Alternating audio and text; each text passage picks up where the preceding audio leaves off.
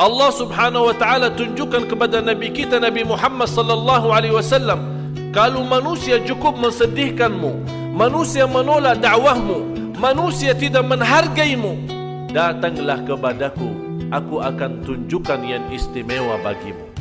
Itulah Isra Mi'raj. Seluruh para nabi dan rasul sudah baiat dan berikrar Nabi Muhammad adalah nabi yang terakhir. Dan sudah ada penjelasannya dalam Al-Quran surah An-Nisa. Nabi Muhammad SAW habis Isra naik. Jadi ada Isra dari Makkah ke Masjidul Aqsa. Kalau Mi'raj dari bumi ke langit. Seluruh perintah agama Allah lewat wahyu. Haji, puasa, zakat, silaturahim, akhlak, berbakti baik sama orang tua, bersedekah, semua turun lewat wahyu. Kecuali satu, lewat Allah langsung memanggil Nabi Muhammad SAW. Ada urusan penting.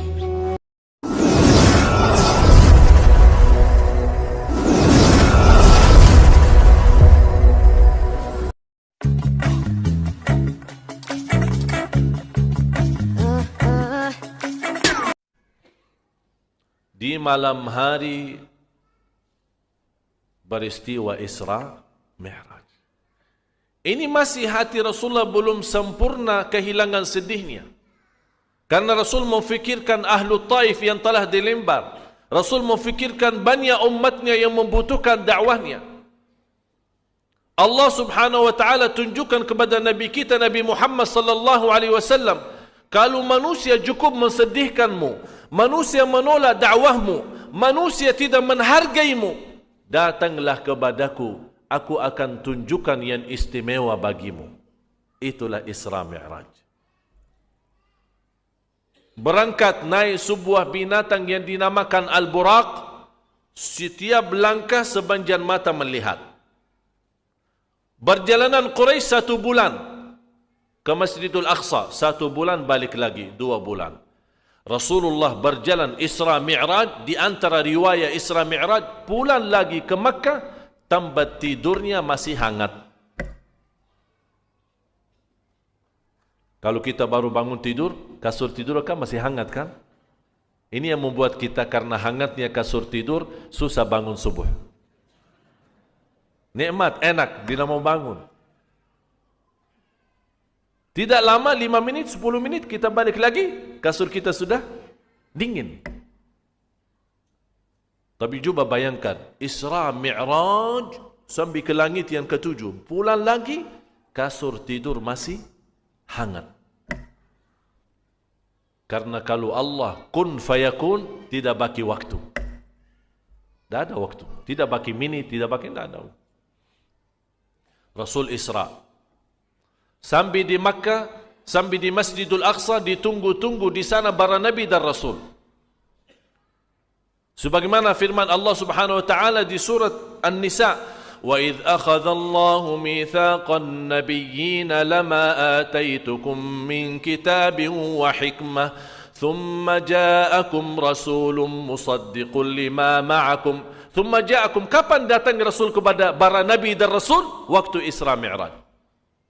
Thumma ja'akum rasulun musaddiqun lima ma'akum latu'minunna bihi wa latansurunnah qala a'aqrartum wa akhadhtum ala dhalikum isri. Apakah para Nabi dan Rasul sudah ikrar Nabi Muhammad adalah Rasulullah, Nabi Muhammad adalah utusan Allah, Nabi Muhammad adalah Nabi yang terakhir?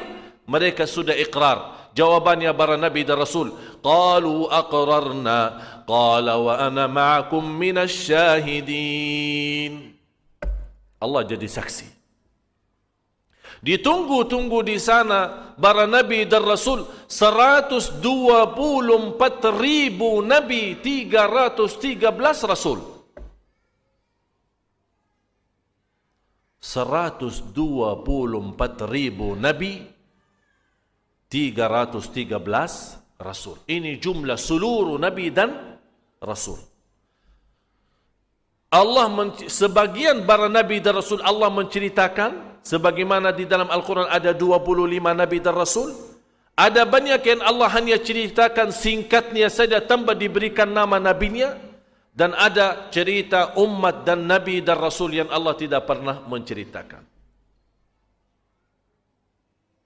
Wa rusulan qad qasasnahum 'alaika min qablu wa rusulan lam naqsushum 'alaik. Sebagian Rasul kami ceritakan kepadamu wahai Muhammad, sebagian kami sembunyikan. Tapi waktu Isra Mi'raj Allah kumpulkan semua. Beristiwa Isra Mi'raj ditunggu-tunggu di Masjidil Aqsa 124 Nabi, 313 Rasul. Setiap Nabi belum tentu Rasul, tapi setiap Rasul duluan jadi Nabi. Habis selesai Rasulullah SAW salat, ada orang bertanya, iman ada salat sebelum Isra Mi'raj? Ada. Sebelum terbitnya matahari dan sesudah tenggelamnya matahari. 2 rakaat. Malah pertama difardukan 2 rakaat termasuk salat malam menjadi wajib dan fardu. Inna rabbaka ya'lamu annaka taqumu adna min thuluthay al-laili wa nisfah wa thuluthahu wa ta'ifatun min alladhina ma'ak. Sebagaimana penjelasan Allah di surat Al-Muzammil ayat yang terakhir, Allah memfardukan salat malam. Begitu datangnya salat 5 waktu, diringankan salat malam menjadi sunnah. Habis mereka para Nabi dan Rasul bayat kepada Rasul dan bersaksi dan berikrar Nabi kita Nabi Muhammad adalah utusan Allah, Nabi yang terakhir. Dan kalau Ahmadiyah belajar Isra Mi'raj dalam sejarah dan benar, insya-Allah tidak tersesat. Cuman karena Ahmadiyah belum tahu Isra Mi'raj itu, seluruh para Nabi dan Rasul sudah bayat dan berikrar Nabi Muhammad adalah Nabi yang terakhir. Dan sudah ada penjelasannya dalam Al-Quran Surah An-Nisa. Nabi Muhammad SAW habis Isra naik. Jadi ada Isra dari Makkah ke Masjidil Aqsa. Kalau Mi'raj dari bumi ke langit. Seluruh perintah agama Allah lewat wahyu. Haji, puasa, zakat, silaturahim, akhlak, berbakti baik sama orang tua, bersedekah, semua turun lewat wahyu. Kecuali satu, lewat Allah langsung memanggil Nabi Muhammad SAW. Ada urusan penting. Ya Jibril, wahai Jibril, bawa Nabi Muhammad kemari. Bertemu denganku. Bertemu dengan Allah. Ini merupakan kepentingan. Fardu salat difardukan di langit yang ketujuh. Berarti martabat salat tinggi di sisi Allah. Yang kedua, Allah tidak nurunkan perintah salat lewat wahyu, tapi Allah menyuruh Nabi kita Nabi Muhammad naik untuk bertemu dengan Allah. Apa yang kita belajar di sini?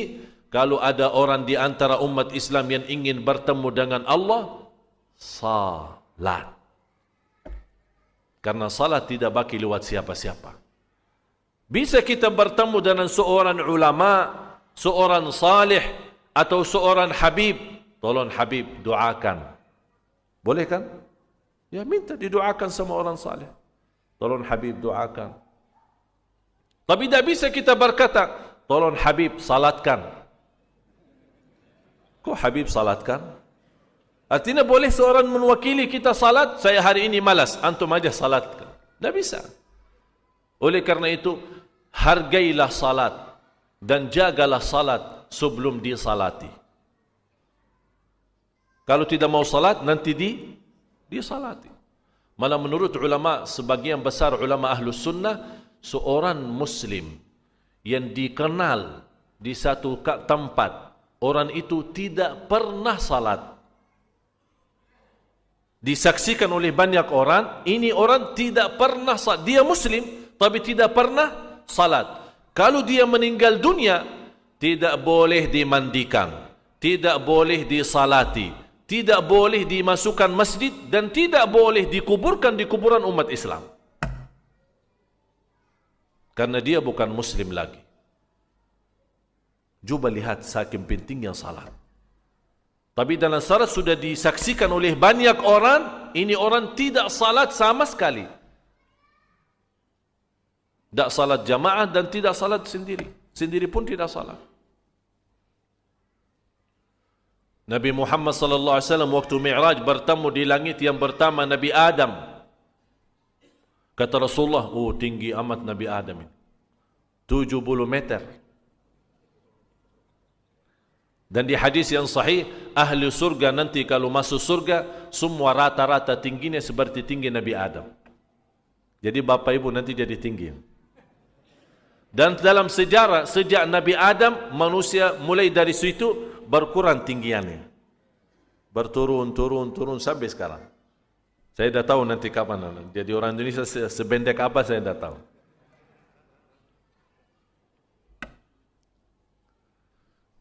Kata Rasulullah SAW, saya melihat Nabi Adam kalau lihat ke sebelah kanan senyum. Kalau lihat ke sebelah kiri nangis. Nabi Muhammad bertanya malaikat Jibril, kenapa Nabi Adam senyum ke sebelah kanan dan nangis ke sebelah kiri? Malaikat Jibril menjawab, Nabi Muhammad kalau lihat ke sebelah kanan melihat keturunan Nabi Adam yang masuk surga. Mudah-mudahan Bapak Ibu kita termasuk orang yang sudah dilihat oleh Nabi Adam sebelah kanan. Jamaah Masjid Al-Kautsar. Amin. Dan kalau lihat ke sebelah kiri, keturunan Nabi Adam yang membuat beliau nangis, yang masuk neraka. Nauzubillah. Mudah-mudahan Bapak Ibu serta keluarganya selamat dari neraka Jahannam. Lanjut Nabi Muhammad sallallahu alaihi wasallam Mi'raj di langit yang kedua bertemu dengan Nabi Yahya dan Zakaria. Di langit yang ketiga bertemu dengan Nabi Isa. Di langit yang keempat bertemu dengan Nabi Idris. Di langit yang kelima bertemu dengan Nabi Harun. Di langit yang keenam bertemu dengan Nabi Musa. Di langit yang ketujuh bertemu dengan Nabi Ibrahim. Sudah hafal Bapak Ibu?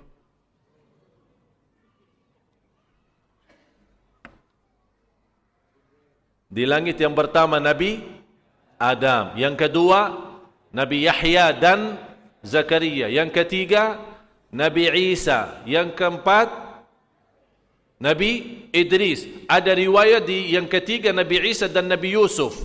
Kemudian yang keempat Nabi Idris, sebagaimana firman Allah di surat Maryam, wa rafa'nahu makanan 'aliyya.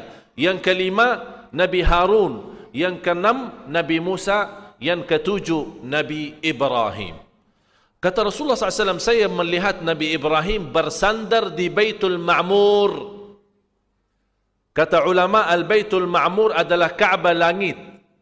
Sebagaimana ada Ka'bah di bumi, ada Ka'bah di langit. Ka'bah bumi ditawafi oleh manusia, Ka'bah langit ditawafi oleh malaikah. Nabi Muhammad melihat ribuan malaikat tawaf. Rasul bertanya, ya Jibril, ini berapa malaikat? Malaikat Jibril menjawab, saya tidak tahu jumlahnya berapa. Tapi setahu saya setiap sekali tawaf jumlah malaikat 70,000 malaikat. Begitu selesai tawaf, dia minggir menunggu gilirannya supaya bisa tawaf lagi. Ada datang kelompok baru 70,000. Kata malaikat Jibril, yang sudah tawaf pertama menunggu gilirannya sampai hari kiamat tidak sempat. Itu tunjukkan apa? Begitu banyaknya malaikat. Sampai yang sudah tawaf pertama mau tawaf lagi tidak sempat karena masih giliran. Sampai hari kiamat. Tidak ada yang tahu jumlah malaikat. Tapi yang jelas, Allah sudah memiliki makhluk yang 24 jam ibadah, tidak pernah bosan dan tidak pernah mengenal lelah.